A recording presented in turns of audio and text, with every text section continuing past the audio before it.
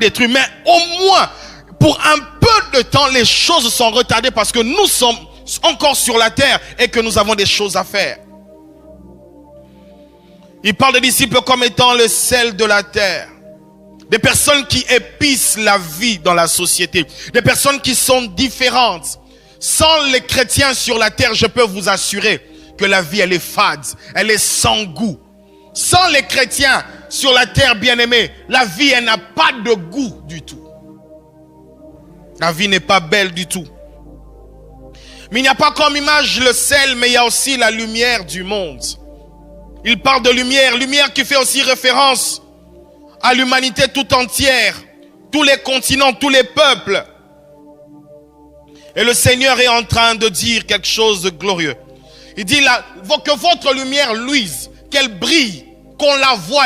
En d'autres termes, le Seigneur veut tout simplement dire que votre manière de vivre en tant que corps doit se différencier des autres, afin que vous soyez la lumière, afin que vous soyez les guides des autres, la boussole des autres. Lumière du monde. Lumière du monde. Je donne un exemple en parlant de lumière du monde. L'église universelle de Jésus-Christ a une seule position.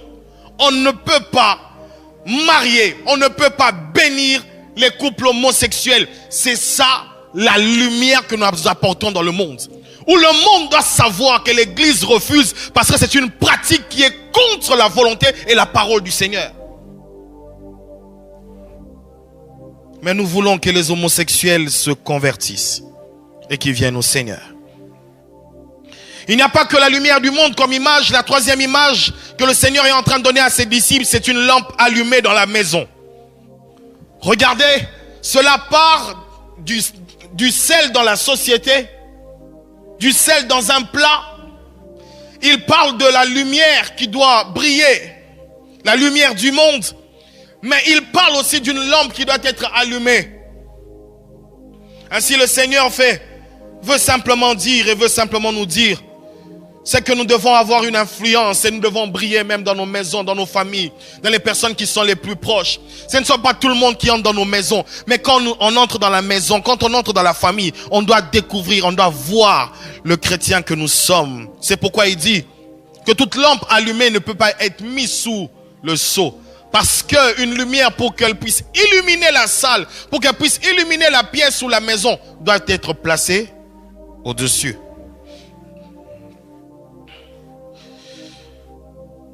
Et la dernière image, c'est une image que j'aime beaucoup.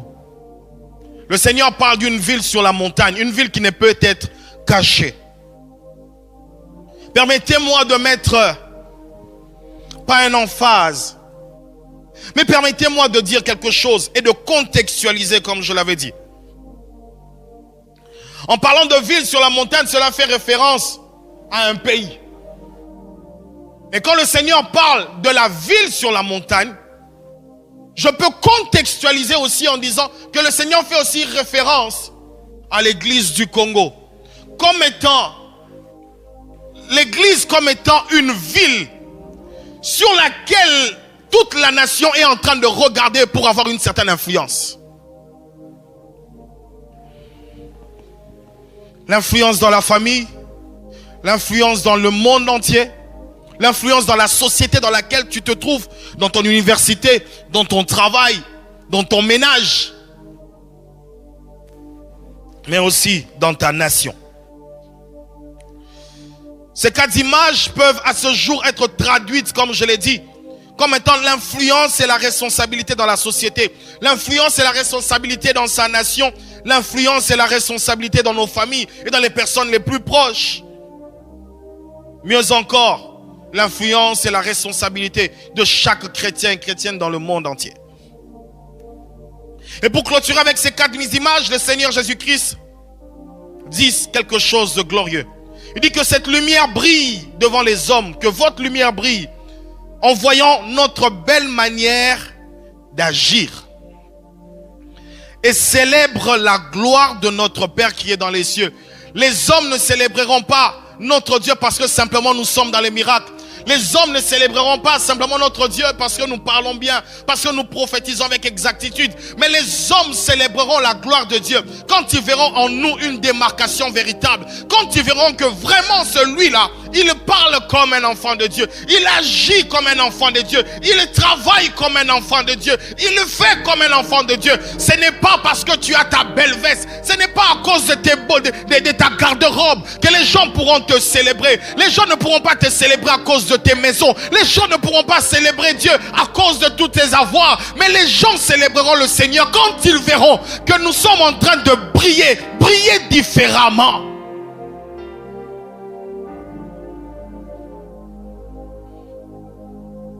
Qu'est-ce qui nous est arrivé?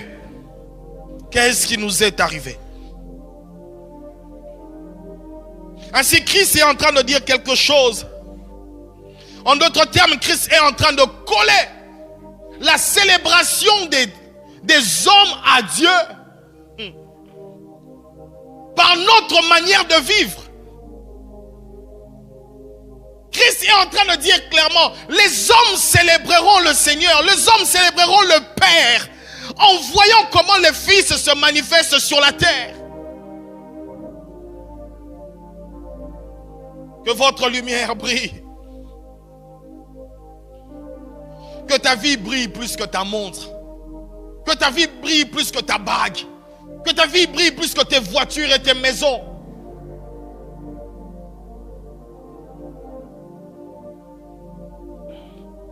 De ces 4 images, nous pouvons démontrer ceci. Qu'être chrétien est une question d'identité, de responsabilité. Celle d'être et de partager aux autres ce que nous sommes et ce que nous avons en nous. La Bible le dit dans le livre de Proverbes, chapitre 4, le verset 3 au verset 6. J'étais un fils pour mon père, un fils tendre et unique aux yeux de ma mère. Il m'enseignait alors et me disait que ton cœur retienne mes paroles. Obéis à mes commandements et tu vivras. Acquiert la sagesse, acquiert l'intelligence. N'oublie pas les paroles de ma bouche et ne t'en détourne pas. Ne l'abandonne pas, elle te gardera. Aime-la et elle te protégera. Verset 26. Fais une route droite pour tes pieds et que toutes tes voies soient bien sûres. Ne dévie ni à droite ni à gauche et détourne ton pied du mal. Il n'est pas simplement quelqu'un qui est en train de parler de sa propre identité à lui, de la manière où il doit poser son pied, de quelle manière il doit le faire. Mais il est aussi en train de transmettre ce qu'il avait reçu de son père. La responsabilité d'être chrétien, c'est de savoir que nous sommes appelés à garder notre identité en Christ, mais aussi à partager cette même identité. Responsabilité. Responsabilité.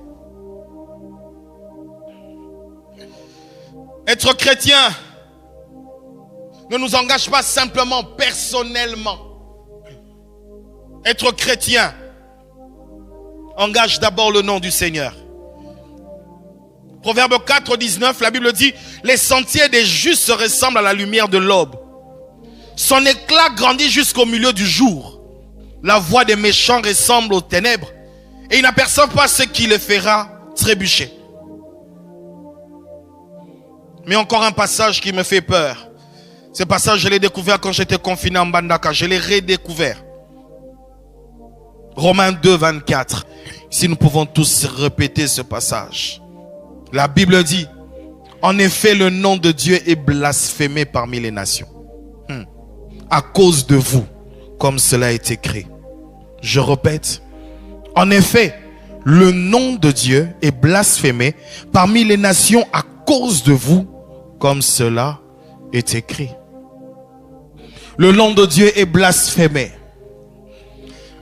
Être chrétien, bien-aimé, tu n'es pas simplement chrétien parce que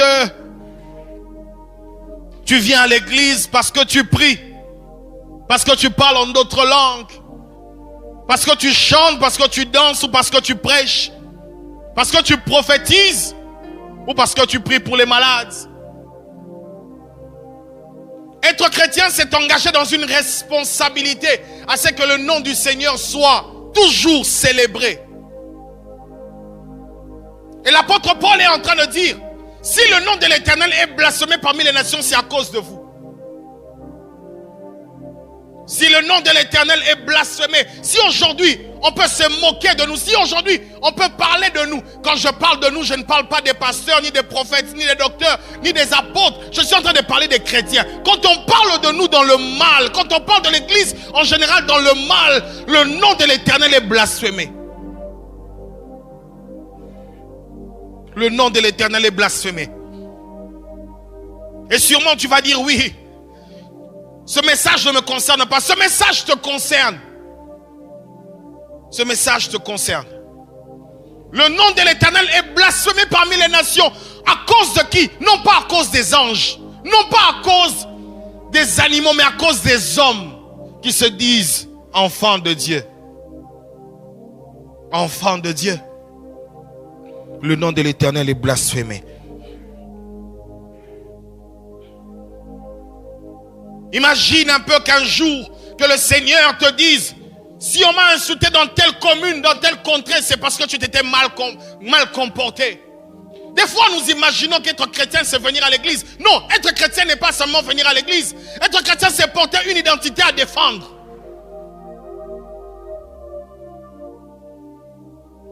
Le nom de l'Éternel est blasphémé parmi les nations à cause de nous. Le nom de l'Éternel est blasphémé parce que tu vas dans ta société, tu es un voleur. Tu vas dans ta famille, tu voles à ton mari, tu trompes ta femme. Et tu dis que pourquoi ton mari ne prie pas? Pourquoi ta femme ne prie pas? Parce qu'on ne croit pas en ton Dieu. Si le nom de l'Éternel est blasphémé parmi les nations, ce n'est pas à cause des êtres supérieurs, c'est à cause des hommes qui se proclament être enfants de Dieu. C'est à cause de nous. Quand dans ta société, tu vas falsifier les factures. Tu vas mentir, tu vas voler pour vivre. Et le dimanche, tu viens aussi à l'église. La semaine, tu es à l'église. Tu donnes ta dîme, tu donnes ton offrande. Et tu crois que tu es un chrétien. Non, non, non. L'apôtre Paul est en train de dire aux Romains, le nom de l'Éternel est blasphémé à cause de vous. À cause de vous. Romains chapitre 2, le verset 24. Que le Seigneur nous préserve de cela. Bien-aimé, un jour, Christ se retrouve avec ses disciples dans Matthieu 16 et leur pose la question: qui suis-je pour les hommes? Et les disciples répondirent: les uns disent que tu es Jean le Baptiste, d'autres dirent que tu es Élie, d'autres encore ont dit que tu es Jérémie ou l'un des prophètes. Et Jésus-Christ leur pose la question: mais qu'est-ce que vous dites de moi? Qui suis-je exactement? Il y avait comme une forme de silence dans la salle, là où ils étaient. Après, Pierre étant saisi par le Saint-Esprit dit: tu es le Messie. Si le Saint-Esprit ne l'avait pas saisi, il n'aurait jamais su. En réalité, je me pose la question: Seigneur, nous sommes déjà au chapitre 5. Pourquoi n'as-tu pas posé cette question au chapitre 1? Tu es avec des gens. Tu t'engages dans la vie avec des hommes pour sauver cette humanité. Mais tu arrives et tu poses la question: qui suis-je?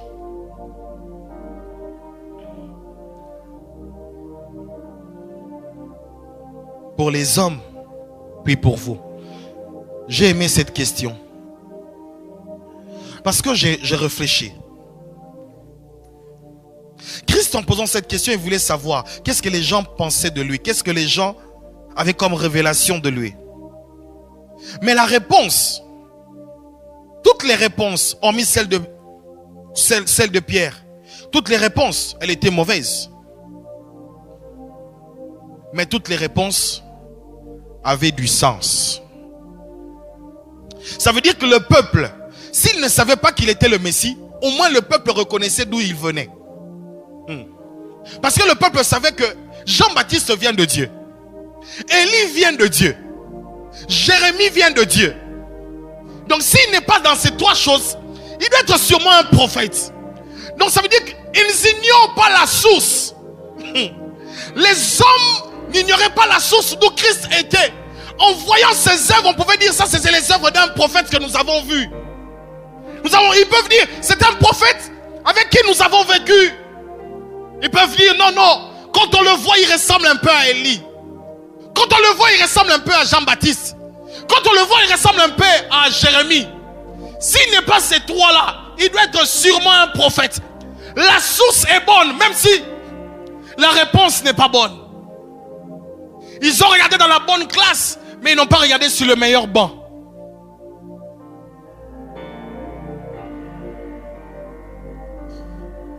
Et de cette question, quand j'étais en train de l'écrire, le Saint-Esprit m'a posé la question. Qu'est-ce qu'on peut dire de vous aujourd'hui? Qu'est-ce qu'on peut dire de toi aujourd'hui? Qu'est-ce que les hommes, ça veut dire que les gens qui ne sont jamais avec toi, les gens qui ne passent pas la nuit avec toi, qu'est-ce qu'ils peuvent dire de toi? Qu'est-ce qu'ils peuvent dire de nous? Qu'est-ce que les gens qui n'ont rien à voir avec le parler en langue vont dire de nous? Si on me pose la question, est-ce que tu connais tel frère? Est-ce que tu connais l'homme de Dieu Antonio? Je le connais. C'est un bon frère, un bon serviteur de Dieu, un bon homme de Dieu, un bon ceci. Mais le plus important, ce n'est pas ce que je dis. La première question n'est pas ce que vous pensez. La première question, c'est ce que eux pensent. Qu'est-ce que les gens de ton avenue disent quand toi tu passes? Le nom de l'Éternel est blasphémé parmi les nations. À cause de nous. À cause de nous. Cette question est importante. Qu'est-ce qu'Église nous pouvons dire face au monde? Si le monde aujourd'hui se met, où le Saint-Esprit posait la question aux gens du monde, où le Seigneur lui-même posait la question au monde, qu'est-ce que vous pensez d'eux? Sincèrement, frères et sœurs, qu'est-ce que pense le monde de nous? Sincèrement, sans blaguer, sans émotion, sans sentiment, qu'est-ce qu'on pense qu'est-ce qu'on dit des chrétiens? Qu'est-ce qu'on dit de toi?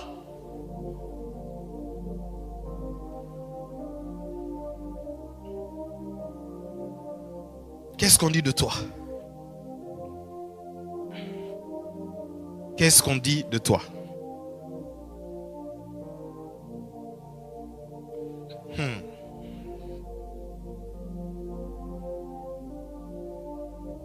Qu'est-ce qu'on dit de toi?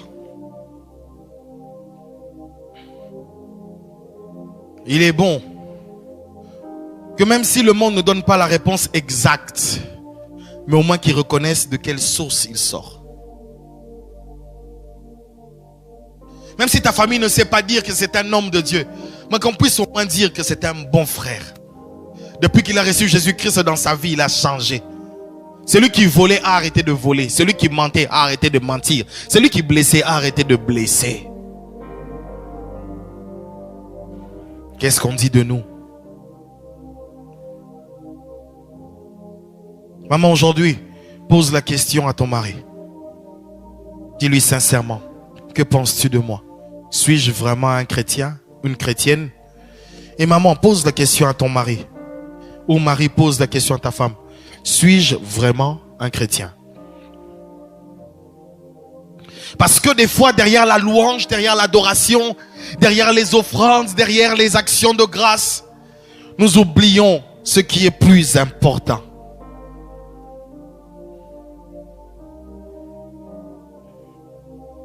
Qu'est-ce qui nous est arrivé? Entrons dans le vif de notre message. La première chose qui nous est arrivée, c'est celle-ci.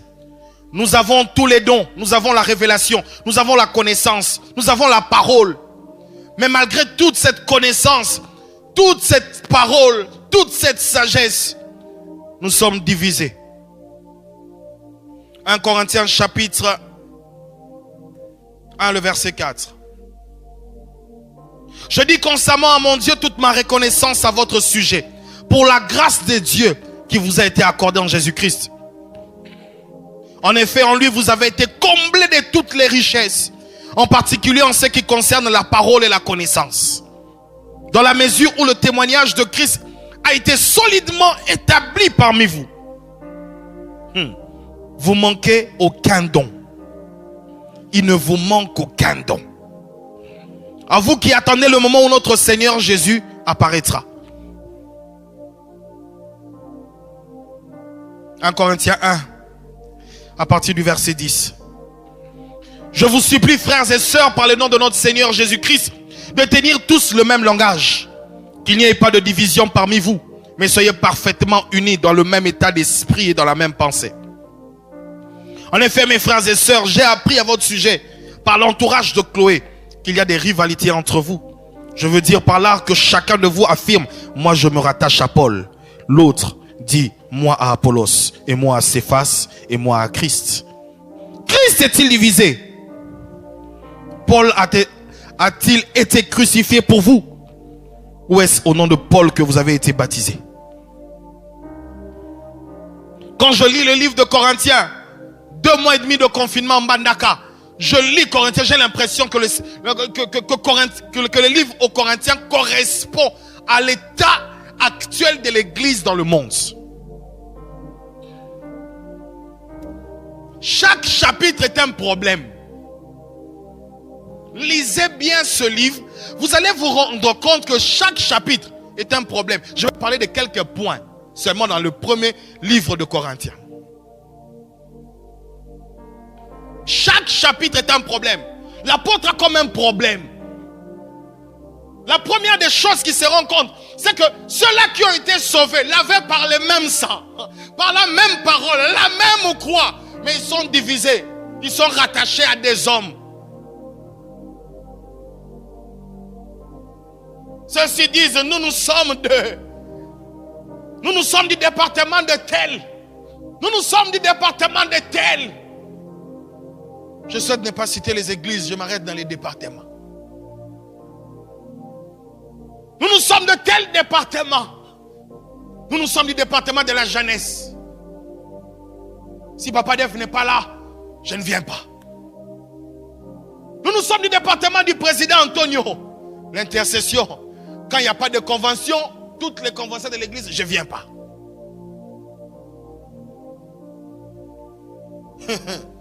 Nous sommes de la chorale. Si ce jour-là je ne chante pas, je ne viens pas.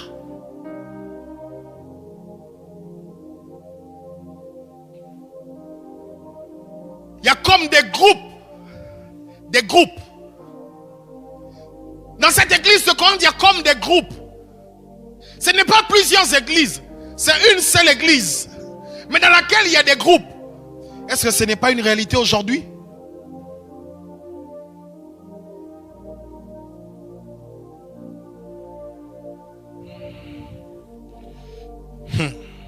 Qu'est-ce qui nous est arrivé?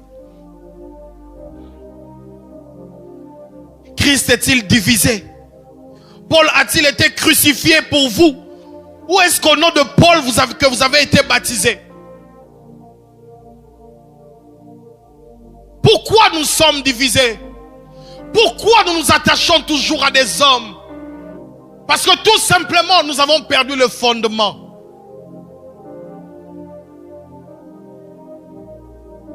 Qu'est-ce qui nous est arrivé? Nous avons perdu le fondement. Nous croyons que nous servons des hommes et pourtant nous servons des hommes, mais nous servons aussi le Dieu des hommes de Dieu.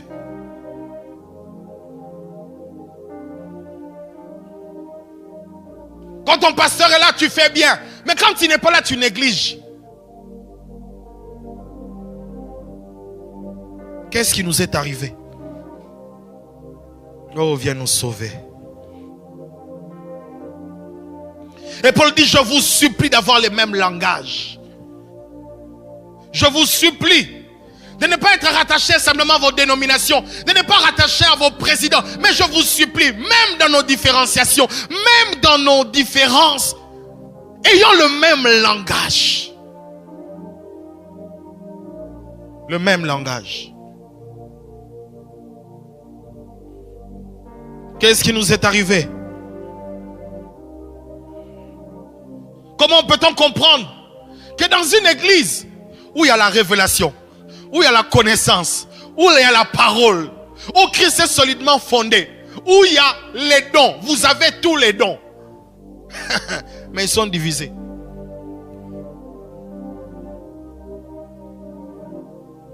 Ça m'a fait réfléchir et j'ai tremblé quand je lisais ça. J'ai dit, Seigneur, ça c'est la photocopie de ce qui se passe aujourd'hui.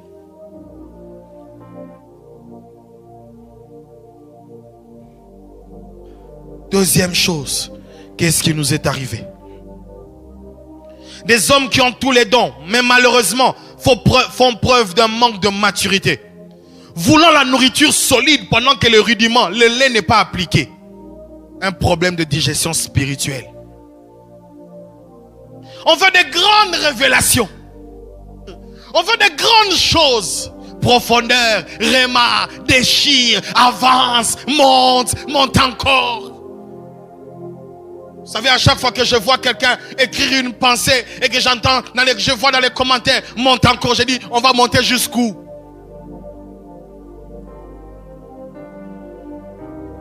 Nous sommes prêts à désirer des choses grandes, à désirer des choses fortes, à désirer des choses grandes, profondes. Mais nous ne sommes pas prêts à appliquer le lait spirituel.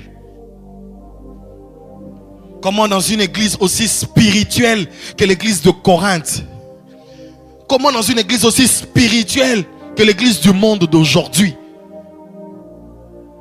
mais à tout ça, 1 Corinthiens chapitre 3, l'apôtre Paul est en train de dire ceci. Pour ma part, frères et sœurs, je n'ai pas pu vous parler comme à des personnes dirigées par l'esprit. Ah, contradiction. Au début, tu fais une prière, je dis constamment à Dieu. Mais il dit, je n'ai pas pu vous parler comme à des personnes dirigées par l'esprit, mais comme à des personnes dirigées par leur nature propre, comme à des petits enfants. Je vous ai donné du lait, non de la nourriture solide, car vous ne pouviez pas la supporter. D'ailleurs, même maintenant, vous ne le pouvez pas. Parce que vous êtes encore animés par votre nature. En effet, puisqu'il y a parmi vous de la jalousie, des disputes, des divisions, n'êtes-vous pas dirigés par votre nature propre? Et vous ne vous conduisez-vous pas d'une manière toute humaine? Quand l'un dit, moi je me rattache à Paul, et l'autre à Apollos.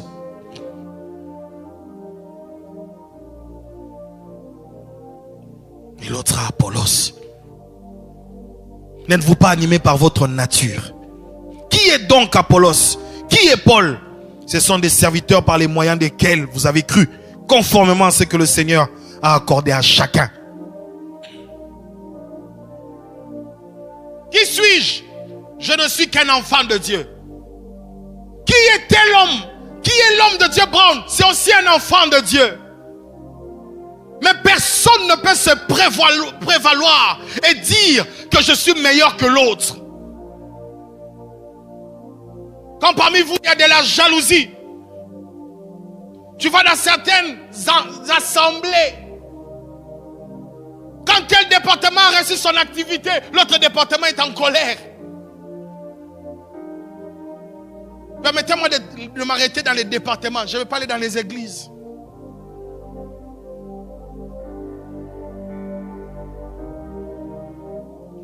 Quand l'autre a réussi, mais l'autre veut que... L'autre est en train de se plaindre. Mais pourquoi il a réussi? Tu trouves toujours quelque chose à critiquer. Tu n'es pas satisfait et heureux du bonheur de l'autre. C'est pourquoi certains témoignages sont cachés. Parce qu'on a peur que l'on dise pour que tu viennes attaquer. Des hommes qui ont tous les dons. Et dans cette époque, on a tous les dons. Précision dans la prophétie, on en a. Numéro de téléphone, on en a. Malgré que nous avons tous les dons, malgré que nous avons tous les docteurs possibles, malgré que nous avons tous les pasteurs possibles, Mais les enfants de Dieu restent des personnes qui sont encore dans des camps. Même dans le secret. Jamais mon pasteur n'a détruit un autre pasteur. Jamais. Même dans le secret, jamais. Soyons enfants de Dieu réellement. Ce n'est pas une carte d'un parti politique que nous prenons.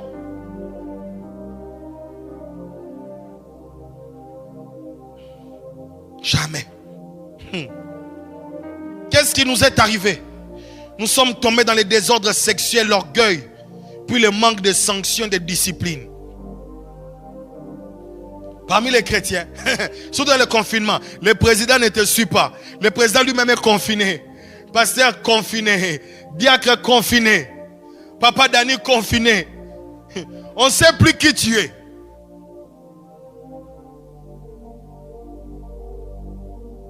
Un tel dérèglement sexuel dans l'église de Corinthe. Un tel dérèglement. Donc ça veut dire, quand tu lis Corinthe, tu as l'impression, c'est quelle église?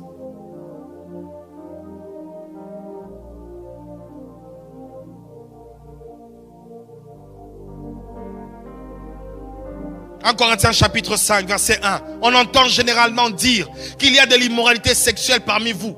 Et une immoralité qu'on ne la mentionne même pas chez les non-croyants. Même les païens sont dans un plus bas niveau.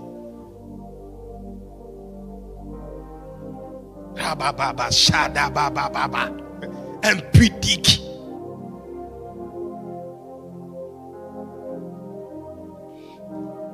On ne la mentionne même pas chez les non-croyants. C'est au point que l'un de vous, ce n'était pas le seul cas. Mais le cas est tellement monté. On dit, c'est au point que l'un de vous a pris la femme de son père. L'un des saints. L'une des personnes remplies du Saint-Esprit. L'une des personnes remplies de la parole. L'une des personnes qui a aussi les dons. Mais cette personne est capable de prendre la femme de son père sans que le Saint-Esprit ne lui interdise. Sans que la parole ne lui parle. C'est quel chrétien? C'est quel chrétien? 1 Corinthiens 6, verset 13. Les aliments sont pour le ventre pour les aliments. Et Dieu détruira l'un comme l'autre, comme les autres. Mais le corps n'est pas pour l'immoralité sexuelle. Il est pour le Seigneur. Et le Seigneur est pour le corps. Qu'est-ce qui nous est arrivé? On ne sait plus suspendre les gens. D'ailleurs, comme je prêche comme ça là, on va dire que c'est un manque d'amour. Parce qu'aujourd'hui, prêcher sur la sanctification démontre que tu manques l'amour. C'est bizarre, hein? C'est vraiment bizarre.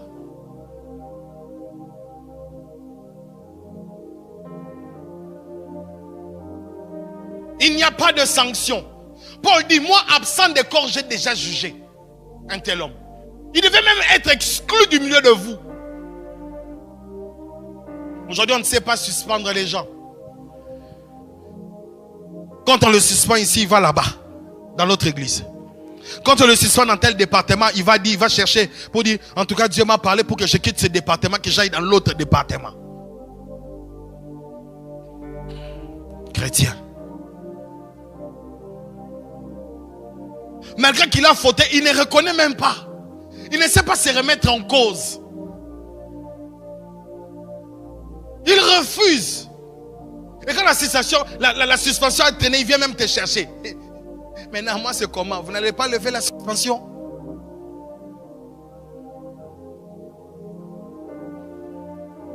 Paul est en train de dire, même absent, j'ai déjà jugé. J'ai déjà jugé.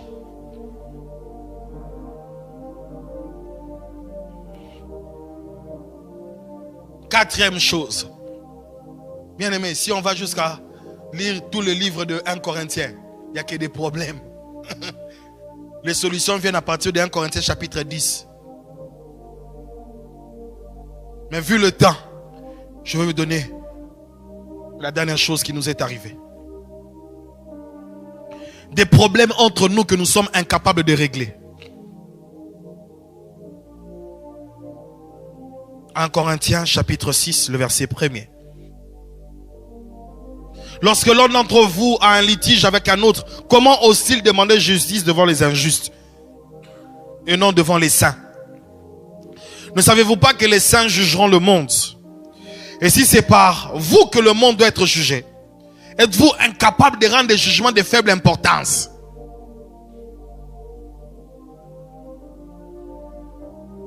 Ton frère décède, il laisse une maison, tu prends la maison, tu es aussi chrétien, diacre. Tu prends la maison des orphelins de la veuve. Et la veuve sans défense, elle ne sait pas venir voir les responsables de l'église parce qu'on ne va pas le suspendre. On va dire quoi? C'est un problème de famille. Allez régler ça en famille. Pour des choses comme ça. Nous sommes incapables nous-mêmes de gérer nos propres problèmes. Incapables.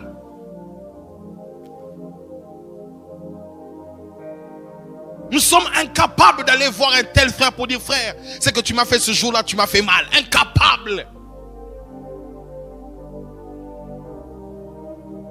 Mais la Bible dit: ne savez-vous pas que vous allez juger le monde? Comment jugerons-nous le monde si nous sommes incapables nous-mêmes de trouver des solutions sur des problèmes éphémères? Les chrétiens.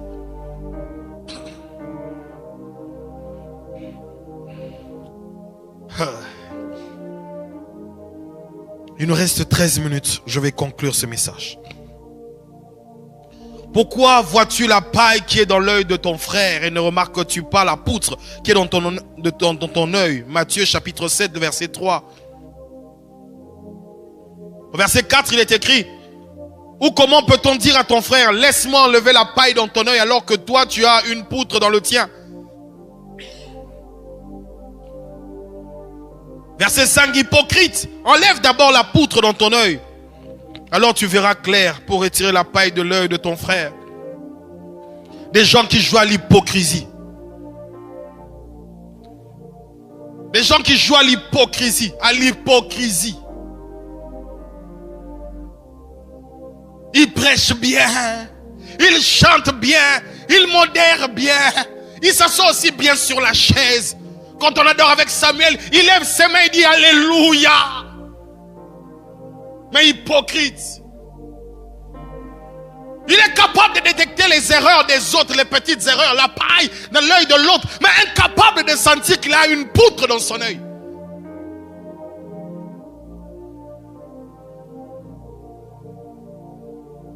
Lui, il est toujours parfait, lui n'a jamais tort. Il a toujours raison. Hypocrite. Hypocrite. Des personnes qui ne s'excusent jamais, mais qui donnent toujours des excuses pour se justifier. Nous sommes les premiers à regarder aux autres. Nous sommes les premiers à pointer du doigt les autres. Nous sommes les premiers à dire que les autres sont mauvais, mais nous sommes bons. Nous sommes les premiers à dire que les autres sont méchants. Nous sommes les premiers à dire que nous maîtrisons tout, mais eux, ils ignorent aussi tout. Mais la Bible dit que nous connaissons en partie. Mais nous disons que nous maîtrisons tout. Mais eux aussi, ils ignorent tout. Nous sommes prêts à calomnier, à vilipender, à détruire. Nous sommes heureux d'apprendre qu'il y a tel scandale chez l'autre. Puisqu'il y a un tel scandale chez l'autre, chez nous, ça va se remplir. Sorciers pentecôtistes. Les cœurs des gens, des hommes ont tellement changé que l'homme ne sait plus regarder à lui. Il veut toujours regarder à l'autre. La vie chrétienne, c'est d'abord ta relation avec le Seigneur avant d'être une relation avec les autres. Vous savez pourquoi c'est d'abord une relation avec le Seigneur? Parce qu'en venant au Seigneur, le Seigneur te brise, il te change. Mais quand tu regardes l'autre, tu regardes la chose que Dieu a fait en toi et que Dieu peut faire en lui. Tu viens au Seigneur, tu n'es pas brisé. Et quand tu parles du défaut de l'autre, tu le brises encore.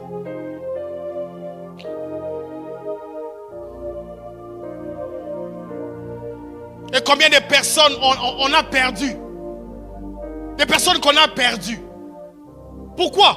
Parce que nous avons été incapables de savoir gérer. La poutre dans ton œil, tu ne la vois pas. Tu ne la vois pas. Et notre excuse de ces derniers temps, nous sommes aussi humains. Je rappelle aussi que Pierre était humain.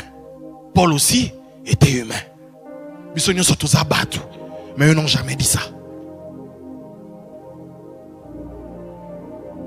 Prêt à vilipender, à détruire les autres, à accuser les accusateurs de nos... Ils sont prêts. Ils ne se reprochent de rien. Des hypocrites. Des hypocrites. Quand on parle de sanctification, les uns sont prêts à dire qu'on parle aux autres. Non, je ne parle pas aux autres. Je parle à moi, puis je te parle à toi. La sanctification, c'est un message de la Bible. Un message à utiliser par tous et à appliquer par tous.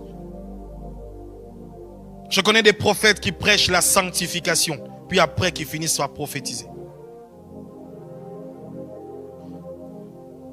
Mais quand on parle de ce message, il s'agit plutôt d'une véritable remise en question. Si nous voulons une révolution, alors nous devons faire un changement brusque, un arrêt brusque.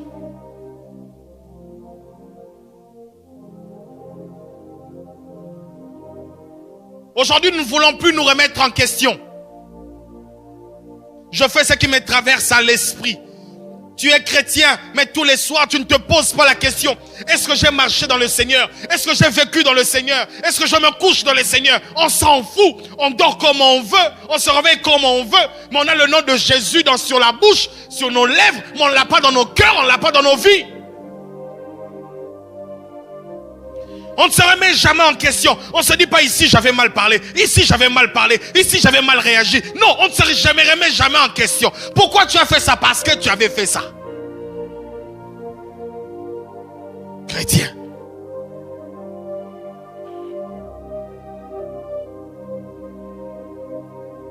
Comment ne peux-tu pas considérer la poutre qui est dans ton œil? Est-ce que la poutre qui est dans ton œil, est-ce qu'elle ne te dérange pas? Les gens t'ont dit que ça fait des années que tu blesses les gens. Comment tu te rends pas compte que tu blesses les gens? Comment tu te rends pas compte que tu es un homme violent? Comment tu te rends pas compte que tu es un homme indécis? Comment tu te rends pas compte que tu blesses les gens? Comment tu te rends pas compte que tu es encore dans le péché? Comment tu te rends pas compte? Au lieu de parler tout le temps des péchés des autres, regarde à ta propre vie, il y a des péchés. Et le Saint-Esprit m'a dit, il n'y a aucune catégorie de péché qui est autorisée pour aller au ciel. Ça veut dire que lui, il a grandement péché, moi j'ai péché petitement, et moi je peux entrer parce que c'est petit. Non, non, non. Si l'impudique n'a pas de part dans le royaume de Dieu, le voleur et le menteur n'ont pas aussi de part dans le royaume de Dieu.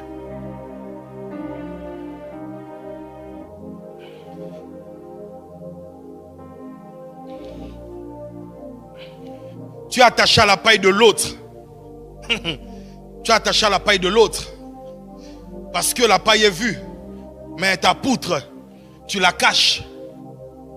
L'autre on a arrêté parce qu'il a menti, mais toi tu es un masturbateur, tu le fais dans ta chambre, personne ne te voit, mais tu te dis chrétien.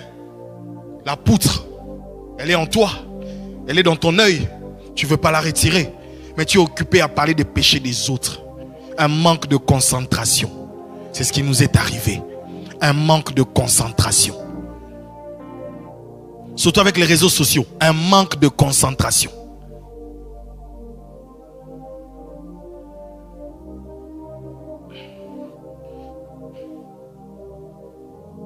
Deux remèdes pour en sortir. Le premier remède, c'est dans Philippiens 3:17. L'apôtre Paul est en train de dire, soyez tous mes imitateurs, frères et sœurs, et portez les regards sur ceux qui se conduisent suivant le modèle que vous avez en nous. 1 Pierre 5, la Bible dit, verset 1, voici donc les recommandations que j'adresse à ceux qui sont anciens parmi vous. Moi qui suis ancien comme eux, témoin des souffrances de Christ et participant de la gloire qui doit être révélée. Prenez soin du troupeau de Dieu qui est sous votre garde, en veillant sur lui, non par contrainte, mais de bon gré, selon Dieu. Faites-le non par recherche d'un gain, mais avec dévouement, en dominant sur eux, sur ceux qui vous ont été confiés, mais en étant des modèles du troupeau.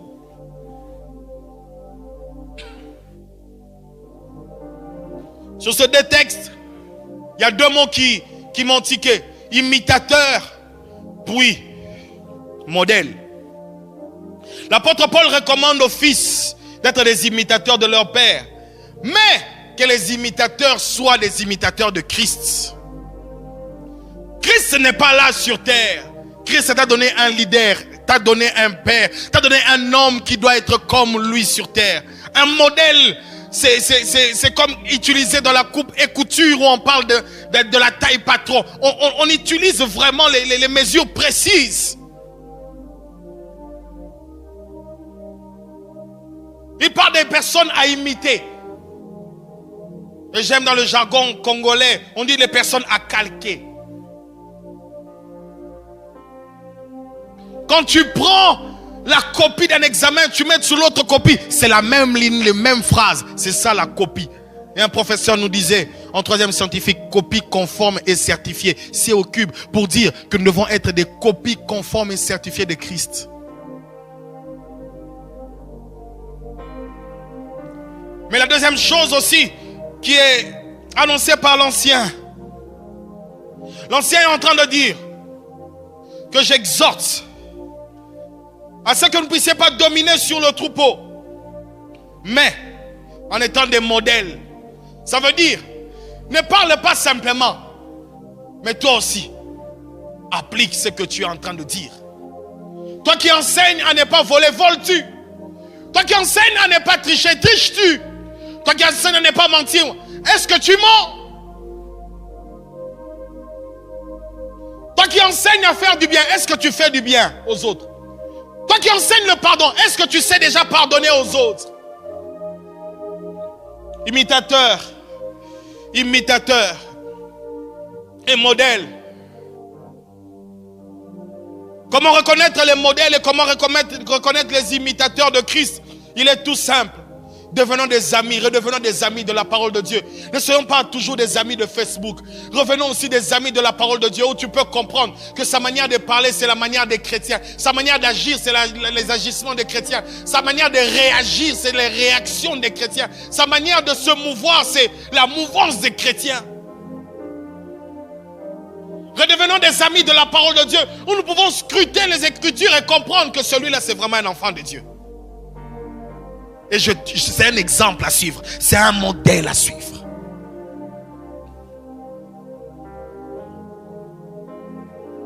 La troisième des choses, qu'est-ce qui nous est arrivé? Comment sortir et comment revenir dans la révolution spirituelle?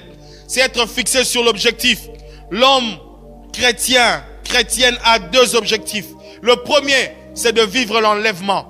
Le deuxième, c'est de le servir. Le premier, l'enlèvement, nous ne connaissons ni le jour ni l'heure. Ainsi je me bats, je veux rester à ma place.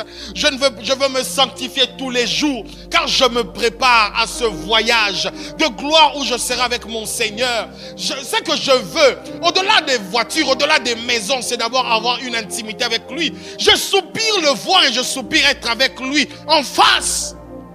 Et là, ce n'est pas que des mots, mais cela doit venir du cœur. Et la deuxième des choses, c'est le servir. C'est le servir. Et quand j'ai écrit c'est le servir, j'ai cherché un passage, mais quelque chose m'est monté dans mon cœur qui m'a fait mal.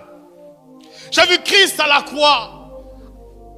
À gauche et à droite, il y avait des brigands, des personnes qui étaient vraiment appelées à être condamnées par les hommes. Mais l'autre qui avait accepté de prendre les châtiments des autres parce qu'il n'avait pas péché. Mais ce monsieur, Jésus-Christ de Nazareth, était fixé sur l'objectif. L'un des brigands lui dit, si tu es vraiment le Fils de Dieu, quel courage.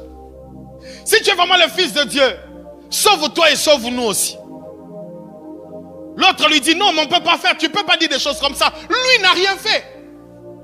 Mais nous sommes coupables. Mais bien aimé, j'ai aimé la position de Jésus. Il n'a rien dit au brigand qui voulait être sauvé. Mais il a dit au brigand qui a cru à son innocence, même s'il était coupable devant les hommes. Fixé sur l'objectif, Et même à la croix, il a promis le paradis à un homme qui était en train de mourir. Fixé sur l'objectif. Il y avait un sang qui devait couler pour mon salut, à toi et à moi. Il y avait un sang qui devait couler pour la vie des hommes. Il y avait un sang qui devait couler pour que nous soyons sauvés. Il y avait un sang qui devait couler. Mais pour que ce sang coule, il devait être fixé sur l'objectif. En étant fixé sur l'objectif, nous n'avons rien à prouver aux autres. Je n'ai pas à prouver que je prêche bien. Je n'ai pas à prouver que je chante bien. Je n'ai pas à prouver. Et même les païens qui se permettent de dire, mais comment les pasteurs dans notre pays ne sont pas en train de prier pour que le corona s'arrête. On n'a rien à vous prouver. On n'a rien à vous prouver.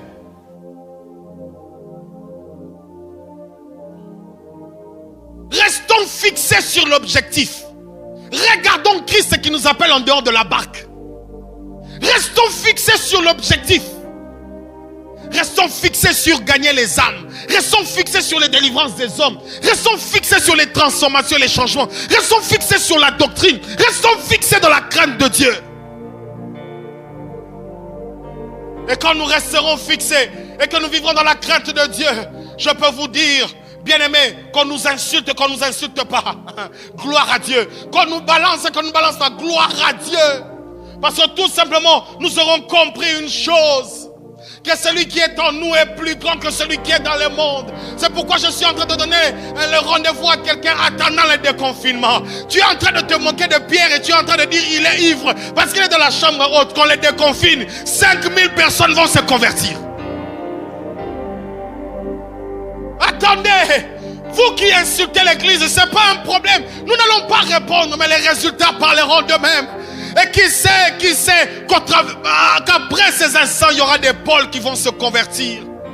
Je suis en train d'encourager un homme qui est en train de vivre dans la sainteté et dire, moi, pendant ce temps, j'ai connu des moments difficiles, mais comment faire pour m'en sortir? Je suis en train de te dire, serre les dents, prie, regarde à Dieu. Et pour ceux-là qui ont commencé à vaciller, qui ont commencé à tomber comme dans des choses qu'ils ne comprenaient pas avant, je voudrais te dire, il est temps de te relever. Il est temps de te relever. Car ce n'est pas encore fini. Le Seigneur n'est pas encore revenu. Et il te tend la main ce soir pour te dire, reviens à moi. Reviens à moi. Reviens à moi. Je veux que nous puissions prier. Je veux prier avec cette catégorie de personnes qui sont comme moi et qui disent qu'il y a des choses à changer. Je veux prier avec ces personnes qui disent qu'il y a des choses à changer. Je ne regarde pas au défaut de l'autre. Je ne regarde pas YouTube, je ne regarde pas Facebook. Mais je rentre dans ma propre vie et je constate qu'il y a des choses aussi que je dois changer.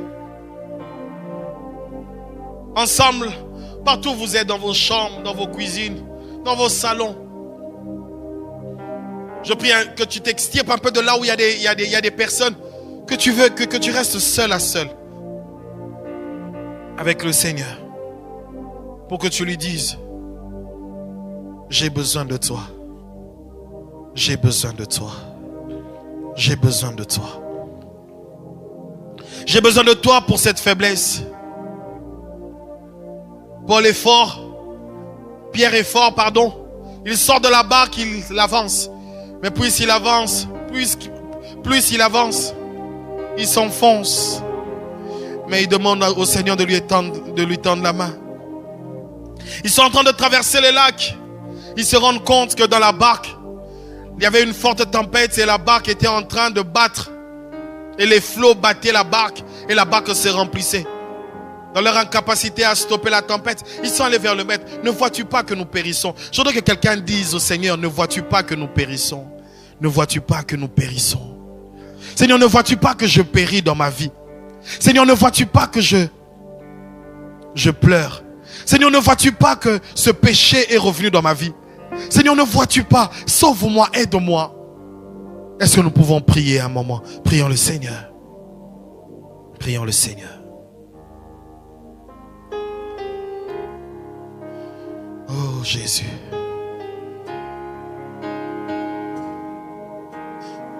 Mon ami, j'ai besoin de toi. Je suis triste sans toi.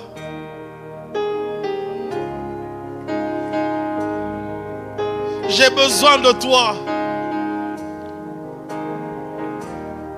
Mon ami.